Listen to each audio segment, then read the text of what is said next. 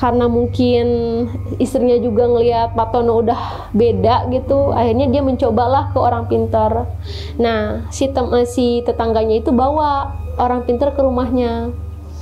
Nah, kata orang pintar itu, ini terkena santet katanya, dan sudah mendarah daging. Dan memang agak susah katanya untuk ngeluarin santet itu. Tapi saya bakal berusaha kok, katanya gitu, kata si dukunnya itu, orang pintarnya. Pas dia lagi melakukan ritual, itu si dukun malah diserang balik sama Pak Tono. Pak Tono kan dia lagi terbaring lemah kan, kayak lagi tiduran gitu, nggak bisa ngapa-ngapain. Itu pas si dukun itu melakukan ritual, tiba-tiba Pak Tono duduk dan mencekek si dukun itu. Sampai dukun itu tuh hampir meninggal di rumahnya Pak Tono.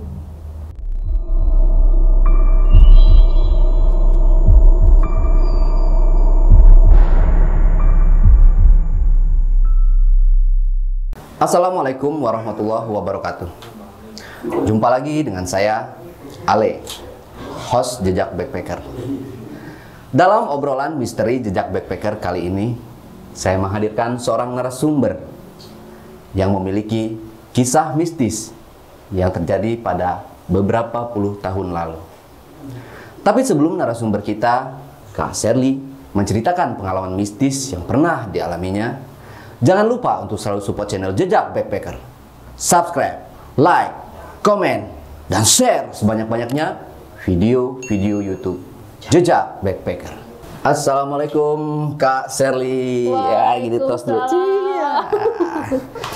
Yap, Kak Sherly, terima kasih buat waktunya berbagi cerita nih ke channel YouTube Jejak Backpacker. Sebenarnya kita udah mau take beberapa puluh tahun yang lalu Kak, ya sebenarnya, karena ada banyak banget halangan, entah itu saya kemana, Kak Sherly-nya kemana gitu, jadi nggak sempet kita take. Akhirnya sekarang alhamdulillah kita bisa bersilaturahmi langsung ke kediaman atau studionya Kak Sherly. Oh iya, jadi Kak Sherly ini punya YouTube juga. Jadi teman-teman yang mau kenal atau mau nonton channel-channel video-video konten-kontennya Kak Sherly, teman-teman bisa kepoin, subscribe YouTube-nya, follow Instagram-nya, nanti kita cantumkan di bawah ini. Ya, Kak Sherly, jadi di sini kita akan mengupas atau mengulik nih cerita kisah tentang si Abah ya. Iya. Si Abah yang mungkin pernah diceritakan Kak Sherly di beberapa channel lain. Sebelumnya udah pernah cerita di channel mana Kak? Prasojo. Oh, Bang Jo ya. Iya, jadi Bang di situ teman-teman bisa lihat si Abahnya ini atau kakek ya. Kakeknya ini adalah seorang, boleh dibilang disebut paranormal. Iya. Paranormal lah di daerah di Jawa Barat gitu. Jadi di sini kita nggak membahas tentang si ininya Kak ya. Rencananya kita akan membahas tentang si pasiennya si Abah. Oke, Kak Sherly bisa diceritakan sedikit Kak? Jadi itu pasiennya Abah itu terserang santet. Sampai pada akhirnya meninggal dunia gitu. Ini langsung ceritain aja apa gimana nih? Kisi-kisi. Isinya aja. Karena si pasiennya itu diserang santet, dia udah beberapa kali berobat ke sana kemari dan hasilnya nihil. Akhirnya dia berobatlah ke Abah. Dan Abah itu menceritakan kenapa dia bisa seperti itu, kayak gitu. Jadi banyak banget kayak kejadian-kejadian dan keluarga dialamin sampai pada akhirnya anaknya pun terkena santet. Oh, oke. Di-keep dulu ceritanya Kak. Nanti kita lanjut lagi. Tapi sebelum narasumber kita menceritakan pengalaman mistis yang lebih lanjut lagi, saksikan setelah OMG yang satu ini.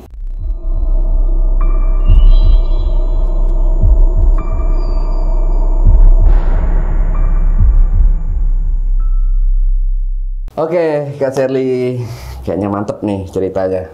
Dunia perdukunan. Persantetan. Oke, Kak Sherly, silahkan. Ya. Bercerita. Assalamualaikum warahmatullahi wabarakatuh. Waalaikumsalam. Ya, jadi kali ini tuh bakal menceritain soal pasien-pasiennya Abah yang pernah datang. mau sedikit cerita dulu kalau Abah itu kayak mempunyai ilmu spiritual dari turun temurun dari leluhur. Dan Abah itu kayak mendalami gitu. Oh, oke. Sampai akhirnya banyak banget orang-orang yang datang karena berbagai masalah lah gitu. Salah satunya pasien yang bakal diceritain ini. Jadi waktu itu ada 3 orang datang. Itu ada bapak-bapak, itu suami istri sama anaknya. Dan ternyata yang sakit itu bapaknya ini, ya sebutlah namanya Pak Tono ya. Abah itu ngelihat Pak Tono itu udah keadaan yang bener-bener lemes, terus hanya bisa berbaring, sama udah kurus banget dan kelihatan banget kayak pucat gitu. Nah, Abah nanya dong sama keluarganya, ini kenapa? Katanya bisa diceritakan secara kronologi, katanya secara benar-benar jelas biar saya bisa tahu nih katanya kenapa seperti ini, katanya gitu.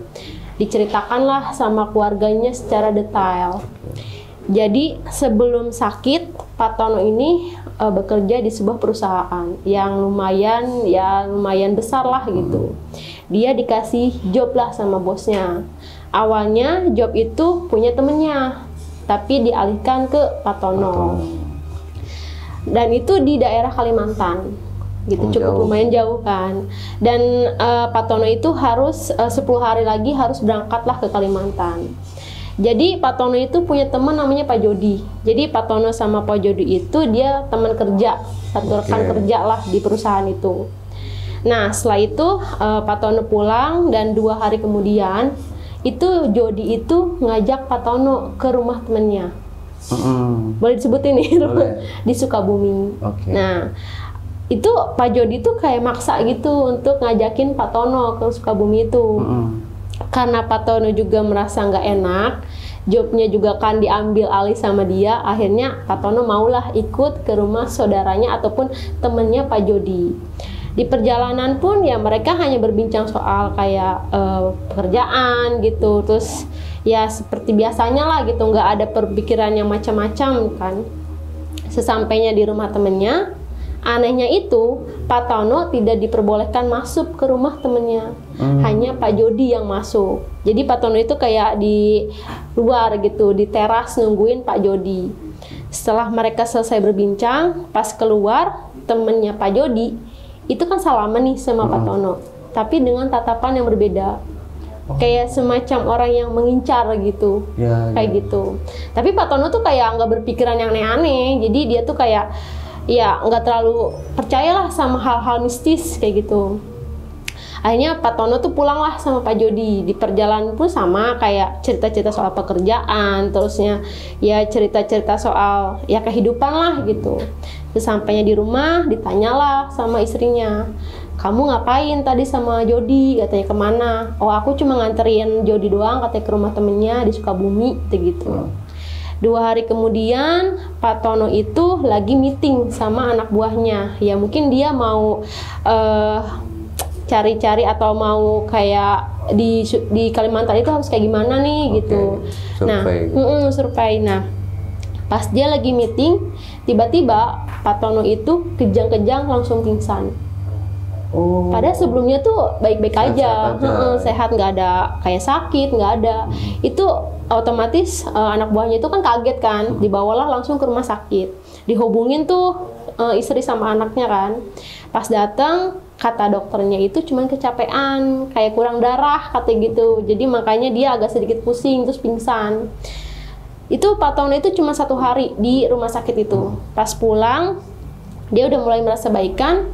Nah pas malamnya itu dia muntah darah. Tapi yang anehnya darahnya itu hitam kental, terus ada kayak binatang-binatang kecil.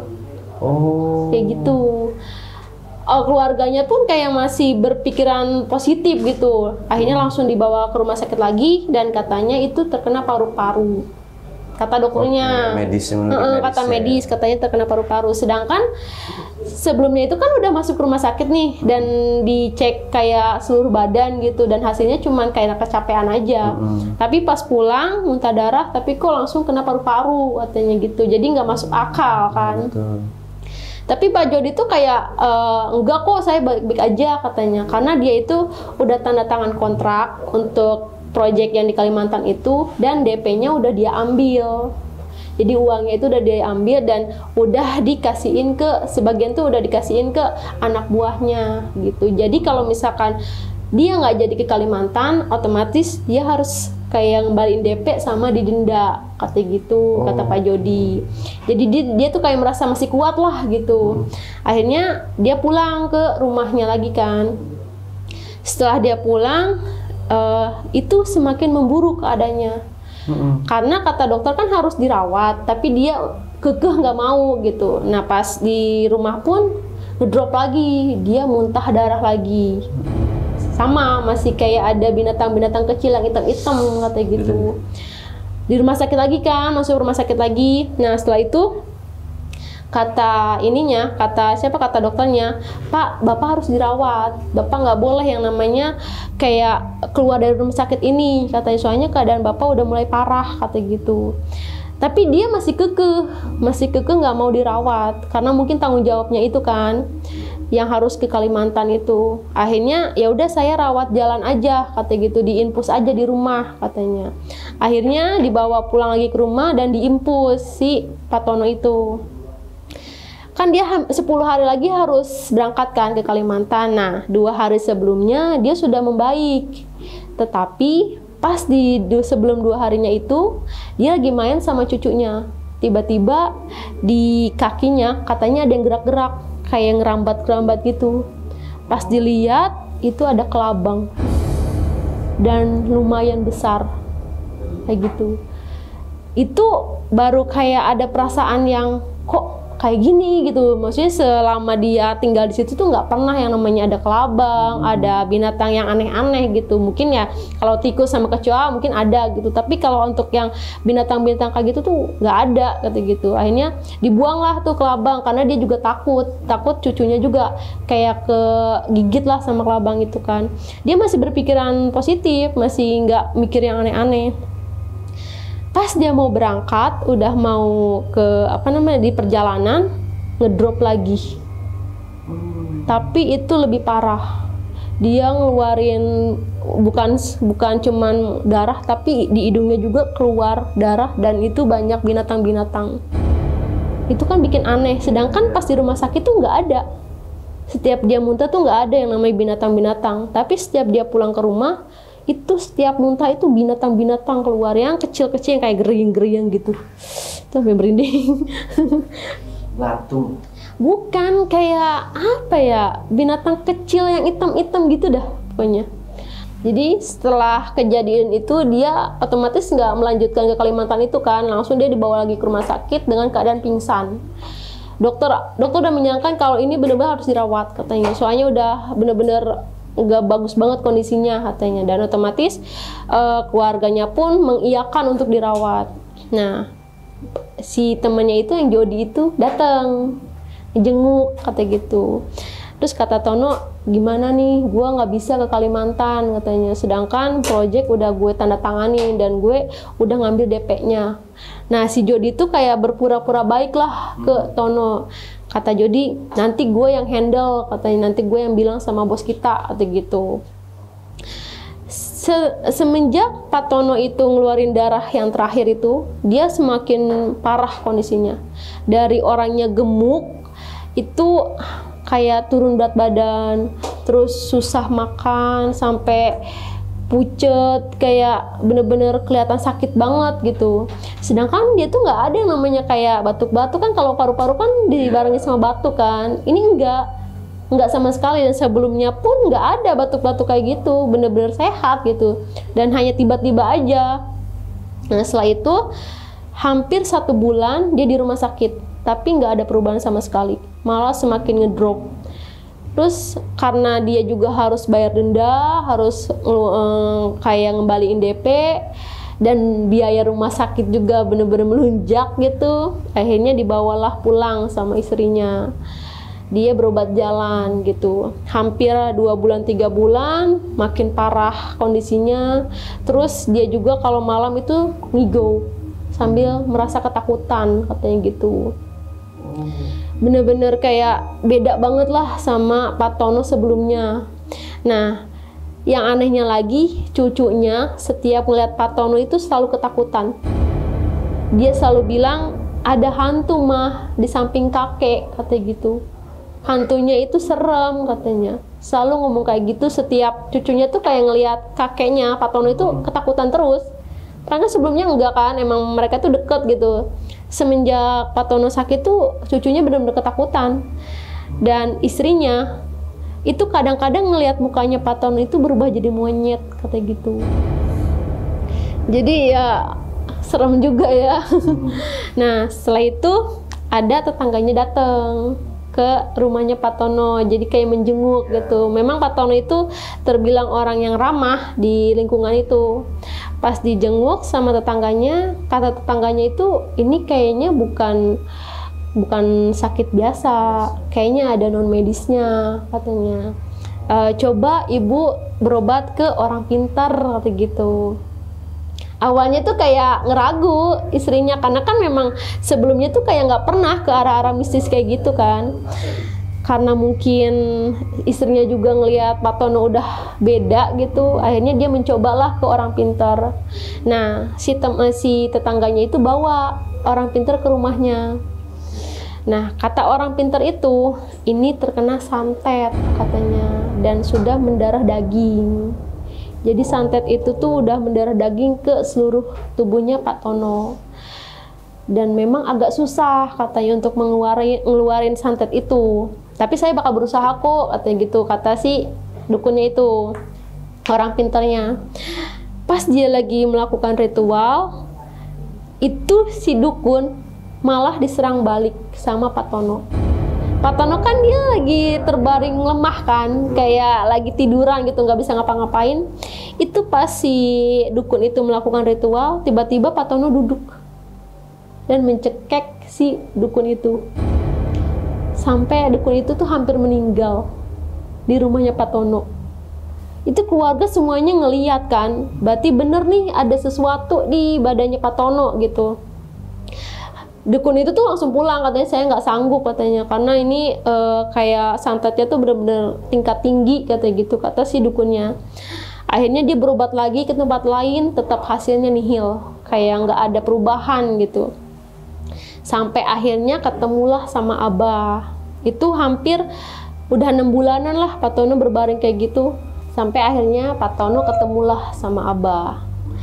Di situ Abah kan udah mendengarkan kan cerita dari keluarganya kan. Terus Pak Tono tuh kayak ngerasa, aduh, bener-bener kayak nangis gitu ngelihat Abah gitu.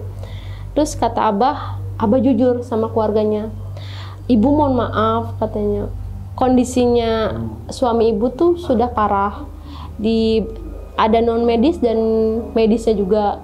Di non medisnya itu memang ada kiriman santet, kata gitu. Kalau misalkan di medisnya memang hampir 6 bulan kan dia nggak ada makanan yang bergizi, terus dia juga lemes, jadi malah berdampak ke tubuhnya dan itu menjadikan komplikasi di tubuhnya, katanya.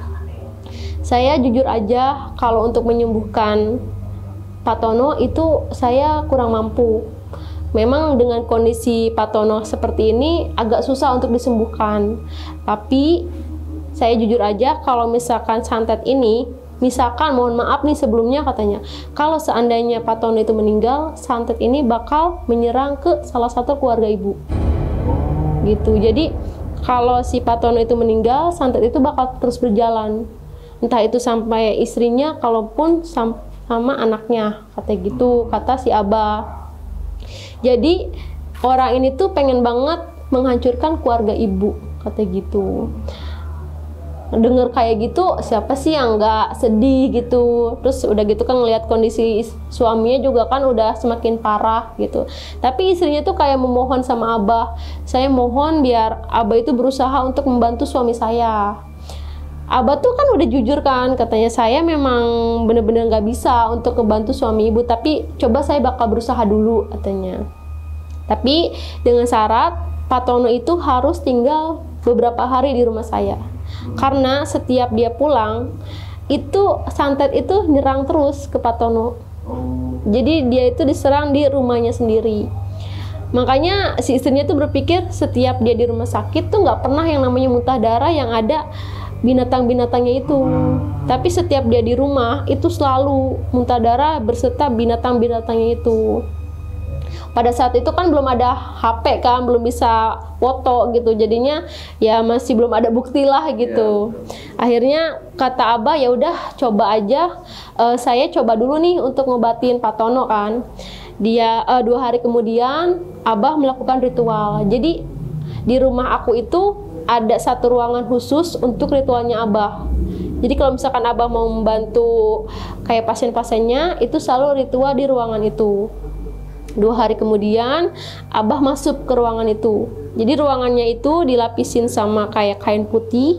Di dalamnya juga kayak ada peti, sebuah peti, dan peti itu khusus untuk barang-barangnya kalau alat-alat mistisnya Abah. Itu kayak jenglot, keris, ya bermacam-macam lah gitu. Nah, setelah 2 hari itu Abah masuklah ke ruangan itu sama anaknya, Om aku. Di dalamnya itu dia disediakan sama sesajen kayak kopi manis, kopi pahit gitu, terus ada buah-buahan juga. Dia itu kayak mikirin cara gimana caranya untuk membantu Pak Tono gitu. Nah, setelah semuanya selesai, akhirnya langkah pertama itu Abah bernegosiasi sama sosok yang ada di Pak Tono. Jadi mungkin setiap orang kan berbeda-beda cara ya untuk cara ngobatin, terus cara yang seperti itu tuh berbeda-beda lah gitu, nggak sama kan. Si Abah itu bernegosiasi dulu nih sama sosok yang ada di tubuhnya Pak Tono.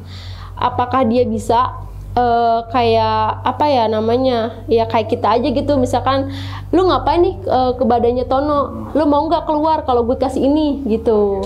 Nah, kalau misalkan si hantunya itu mau bernegosiasi, itu lebih mudah disembuhkan. Tapi kalau nggak mau, itu yang lebih susah disembuhkan gitu. Nah, kebetulan yang ada di tubuhnya Pak Tono itu menolak.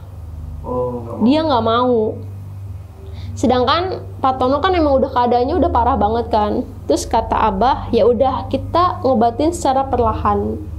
Nah, Pak Tono itu dikasih kayak air baskom gitu, di baskom gitu, dikasih bunga sama dikasih minyak dari Abah. Jadi air itu udah dikasih doa sama Abah. Pak Tono dibarengin, langsung diusap pakai air itu. Nah, setiap usapan itu Pak Tono langsung menjerit. Kayak kesakitan gitu, bener-bener sakit banget katanya. Jadi setiap dioles itu dia langsung kayak katanya gitu, kayak bener-bener kesakitan lah katanya. Terus diusap lagi ke seluruh badan, itu langsung memerah kayak orang melepuh, kayak bintik-bintik keluar, dan setiap tangannya itu yang bintik-bintik itu keluar binatang-binatang kecil. Itu setiap, kan misalkan ini tangan nih dilap kayak gini, itu kayak ada merah-merah, dan pas merah-merahnya itu kayak keluar bintik-bintik, bukan binatang-binatang kecil gitu. Sama kayak dia muntahnya. Iya. Dan kita semuanya keluarga melihat, bener-bener ngeliat gitu, karena kan memang si Pak Tono kan tinggal di rumah Abah kan, dan aku juga memang dari kecil kan emang tinggal di rumah Abah, dan itu semuanya keluarga ngeliat kejadian itu. Pas setelah itu Pak Tono kan langsung kesakitan, terus dikasih air, langsung tuh dia kayak mereda dan dia langsung tidur. Nah, hari kedua Abah membuat ramuan kayak dari daun-daunnya gitu, dan itu harus diminum pagi sama sore selama 7 hari. Dan setiap si Pak Tono itu minum air ramuan Abah, itu muntah darah beserta kawan-kawannya itu, dan darahnya itu hitam kental gitu. Di kentelannya itu binatang-binatang yang pada keluar, yang binatang-binatang hitam. Dan kita semuanya ngelihat juga proses penyembuhan Pak Tono tuh, bener-bener kita ngelihat. Aku, mama aku, keluarga aku tuh semuanya ngelihat. Mungkin kalau misalkan dulu ada foto, kita foto dah gitu. Karena kan dulu masih belum ada HP, jadi agak susah gitu. Nah, setelah 5 hari minum ramuan itu, Pak Tono mulai membaik. Jadi badannya mulai seger, terus kayak mulai mau makan meskipun sedikit-sedikit gitu. Nah, kan kata Abah kan harus 7 hari. Nah pas ke-6 harinya ternyata Pak Tono itu harus berobat ke dokter, kayak udah ada jadwalnya gitu. Akhirnya si istrinya itu bawalah dia ke rumahnya, terus langsung bawa ke dokter. Kata dokter, ini udah membaik katanya, maksudnya banyak perubahan lah di tubuhnya Pak Tono. Pas dia balik ke rumahnya lagi, langsung ambruk lagi.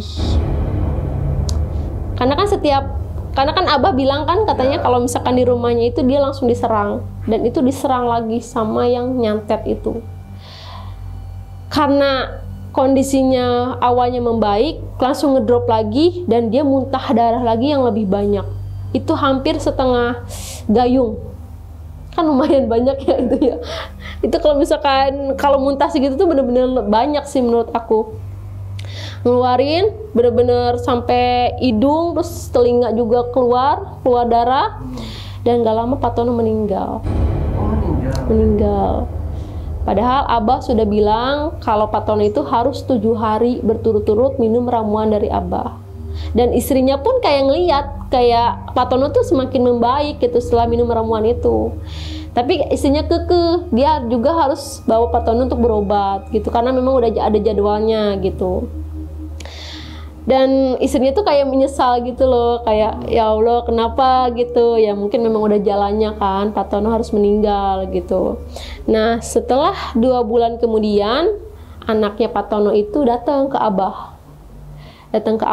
Dia bilang katanya saya sering banget didatengin sama sosok yang menyeramkan di mimpi saya, kata gitu.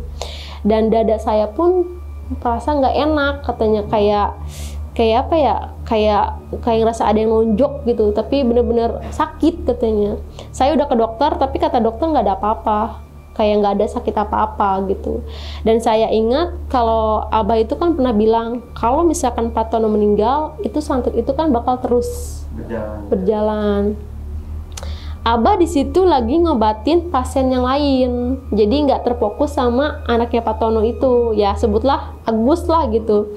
Sama si Agus itu masih belum terfokus karena kan dia juga harus ngobatin pasien baru kan. Pasien baru juga sama, ibu-ibu disantet gitu.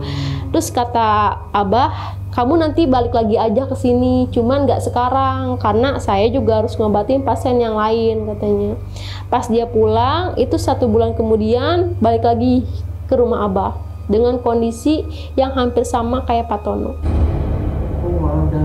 Iya, tapi dia nggak berbaring, maksudnya nggak lemes banget, nggak, dia cuman sering muntah darah kata gitu. Dan sama yang keluar tuh kayak binatang-binatang kecil itu. Terus Abah langsung panik kan ngelihat Agus kayak gini. Kata Abah, ya udah kamu beli kayak semacam minyak dan disuruh pakai kain putih. Jadi kain putih 1 meter sama minyak katanya. Dibelilah sama Agus kan. Kamu jangan dulu pulang ya sebelum saya perintahkan untuk pulang katanya. Soalnya kamu masih kayak apa ya, masih belum sepenuhnya kayak menyeluruh lah santet itu. Kalau Pak Tono kan udah menyeluruh tuh, kalau dia kan kayak masih setengahnya gitu, jadi masih bisa ditolong gitu. Nah si Agus itu disuruh tinggal di rumah. Pas malam Jumat Abah melakukan ritual kayak semacam zikir dari apa ya, hampir semalaman lah Abah berzikir sama om aku kan. Pas dia keluar, dia bawa keris dari petinya itu. Pas kerisnya itu dibuka, itu satu rumah wangi banget, bener-bener wangi banget dah. Nah si kerisnya itu ternyata di situnya tuh kayak udah ada minyaknya gitu. Nah si Agus disuruh berbaring. Si kerisnya itu kayak tempel-tempelin gini ke badannya si Agus. Nah setiap tempelan gitu sama si Agusnya langsung kayak teriak gitu kesakitan. Padahal cuma ditempelin aja, nggak sampai ditusukin, nggak, cuma ditempelin. Tapi dia teriak, bener-bener teriak kesakitan. Sakit bah kata gitu. Tahan, kamu harus tahan. Baca istighfar katanya. Baca yang kamu bisa kata gitu. Nah setelah itu dia disuruh istirahat. Terus nenek aku bilang kan sama Abah, itu kira-kira bisa sembuh nggak katanya, kesian soalnya dia juga punya anak katanya, dan dia juga udah kehilangan orang tuanya juga kan. Insya Allah katanya, jika Allah mengizinkan ya insya Allah sembuh katanya gitu. Nah setelah ritual yang pertama melakukan ritual yang kedua. Ritual kedua itu si Agus itu dimandiin ke seluruh badan. Jadi malam-malam Abah kayak apa ya, kayak bawa sesajen kopi manis, kopi pahit gitu. Dia tuh dimandinya di luar rumah. Malam-malam jam 12 malam dimandiin di luar rumah. Nah, pas dimandiin di luar rumah, Masya Allah, itu kita satu keluarga bener-bener ngedenger ada kayak bukan petir ya, jadi benda jatuh yang blok aja di atas rumah kita. Itu kayak satu keluarga tuh kayak ngerasa gempa gitu. Bener-bener buak aja, semuanya kaget dong, ini ada apaan gitu, semuanya keluar kan. Terus kata Abah, udah kalian masuk aja ke dalam, jangan sampai ada yang keluar, biar saya sama Agus aja yang di luar atau gitu. Nah Agus kan dimandiin itu setiap mandiin aja kayak keluar asap, padahal kan itu dingin kan, ya mungkin keadaan cuaca dingin juga mungkin, tapi yang setahu Abah kan itu ngeluarin benda sosok-sosok yang ada di tubuh Agus. Jadi setiap diguyur itu kayak berasap gitu. Dan si Agusnya tuh kayak nggak ngerasa kesakitan, nggak, cuman biasa aja. Setelah itu paginya itu Agus disuruh minum ramuan yang waktu itu pernah Abah kasih ke bapaknya yang Pak Tono itu. Diminum selama 7 hari itu. Alhamdulillah katanya badannya udah mulai enakan, terus kayak dadanya juga nggak terlalu sakit gitu. Nah setelah semuanya selesai, Agus disuruh puasa selama 7 hari juga. 3 harinya itu mati geni. Tahu kan mati geni yang nggak makan ituan kan. Nah 3 hari mati geni, selebihnya puasa biasa gitu. Dan Agus juga dikasih kayak bacaan yang harus dibaca itu setelah habis sholat. Dan alhamdulillahnya sampai sekarang Agus sembuh gitu, nggak kenapa-napa. Dan alhamdulillahnya juga Agus itu kayak apa ya, jadi sering ke rumah gitu, jadi udah kayak keluarga sendiri gitu. Jadi mungkin karena saking berterima kasihnya sama Abah gitu, jadinya dia kayak nggak mau melupakan kebaikannya Abah. Dan kenapa aku bisa sedetail ini cerita, karena memang aku juga deket sama Agus itu, Om Agus itu. Makanya kayak kita kan dulu tahu nih kejadiannya seperti apa, dan dia menceritakan secara detail lagi kayak gitu. Dan itu salah satu santet yang pernah Abah alamin, yang pernah Abah tanganin. Itu sebenarnya ada 3 lagi santet, cuman itu dulu aja yang aku ceritain. Gitu. Jadi ini dari si Agus ini berarti santetnya itu udah hilang nggak? Alhamdulillahnya udah. Nggak nurun lagi ke anak atau ininya itu si ternyata Agus. pas dia dimandiin malam-malam itu, Abah itu berusaha untuk memutuskan santet itu. Biar nggak terus menerus gitu, karena kalau misalkan itu terus menerus dari si Agusnya itu bisa nganclok ke ibunya dari Pak Tono, istrinya Pak Tono gitu. Jadi istrinya sama anaknya itu emang udah diincar gitu. Pak Agus kan punya anak 1, jadi istrinya sama anaknya itu kayak udah diincar gitu sama sosok itu. Jadi ya kayak pengen bener-bener hancur lah satu keluarga itu kayak gitu. Makanya Abah tuh berusaha banget biar santet itu tuh nggak menerus ke keluarga yang lain kayak gitu. Kenapa kayak ada apa namanya ya, dentuman, suara yang besar banget itu dari si Jenglot yang punya Abah. Dia yang ngebantu Abah buat ngelawan sosok itu. Gitu. Nih kalau aku ceritain nih sosok Jenglot kan aku pernah lihat sendiri. Ngeri banget. Itu ada dua kan, Abah kan punya 2 jenglot nih. Yang satu itu modelnya kayak genderuwo, tapi dia kurus, nggak gede banget gitu. Dia gede banget tapi badannya tuh kayak posturan tubuh yang berotot gitu. Calingnya itu banyak, calingnya ada 3 dan itu panjang. Itu yang hitam, yang satu warna hijau. Oh tapi ini jenglotnya bentuknya besar ya, Bentuknya bukan? kecil. Jadi kan Abah punya 2 jenglot itu kan. Jenglotnya sebenarnya sih kecil, kayak boneka kecil gitu. Pernah lihat kan Pernah. jenglot? Daminya tapi pernah lihat kecil gini lah, ada Iya. segini gitu. Iya, jadi sebenarnya banyak kan yang jenglot-jenglot kan dijual di online gitu Iya, kan. betul. Kenapa dia nggak berfungsi? Karena memang nggak ada sosok yang Di masuk. dalam, ya. Iya gitu. Dan Abah mah, ya kalau Abah kan memang dia mempelajari kan, terus kayak dia juga emang dibantu sama 2 sosok itu gitu. Jadi kayak si sosok itu tuh kayak lagi ngelawan si santet itu, makanya dar tuh di rumah aku. Iya, piaraan si Abah Oh, ya, iya. berarti itu ya.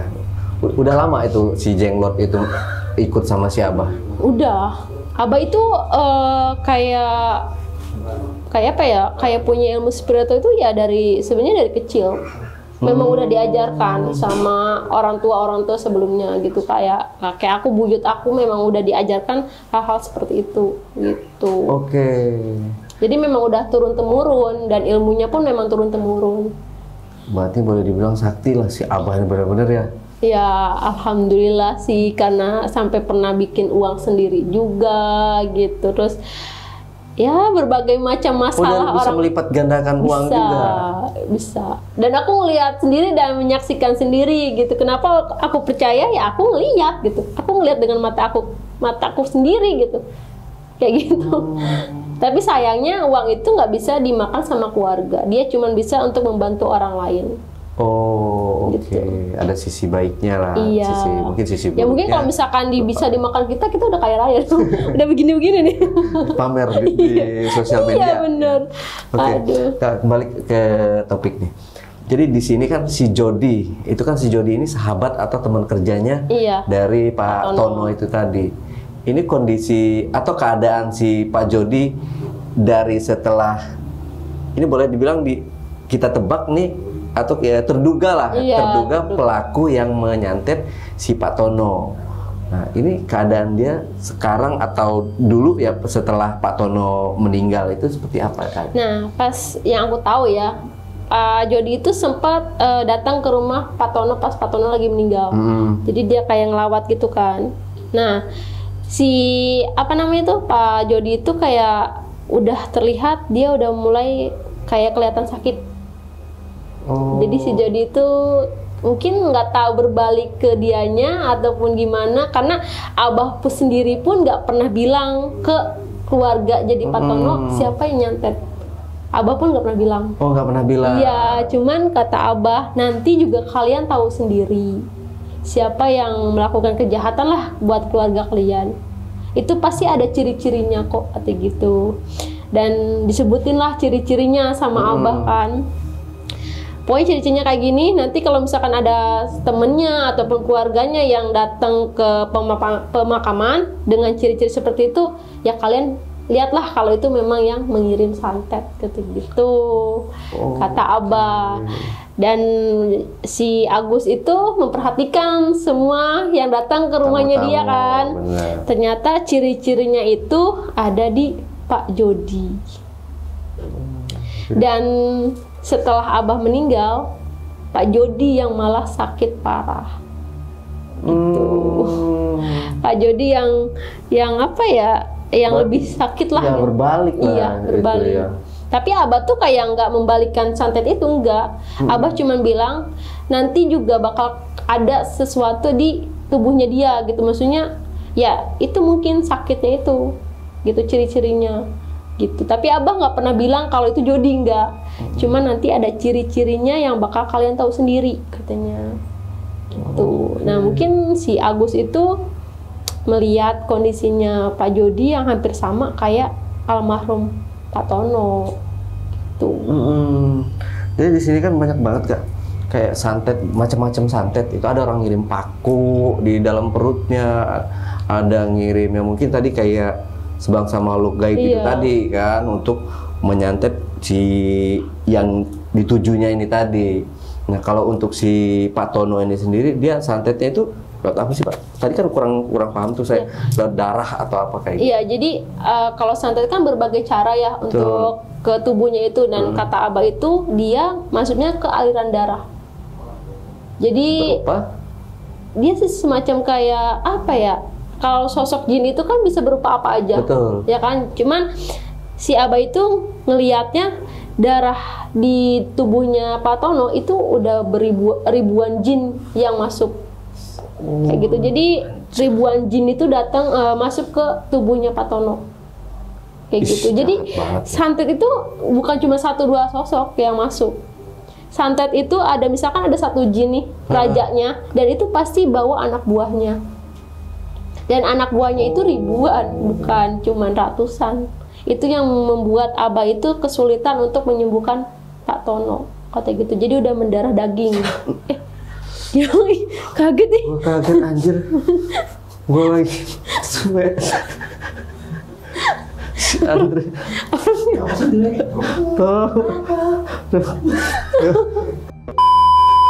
Jadi ya memang ada yang katanya ngeluarin paku, ada yang sampai ngeluarin yang benda-benda aneh gitu. Memang ya itu berbagai macam jin yang bisa masuk ke tubuh manusia itu, dan itu tergantung yang ngirimnya. Kalau misalkan yang ngirimnya benda-benda aneh, ya pasti di badannya itu ada benda-benda aneh gitu.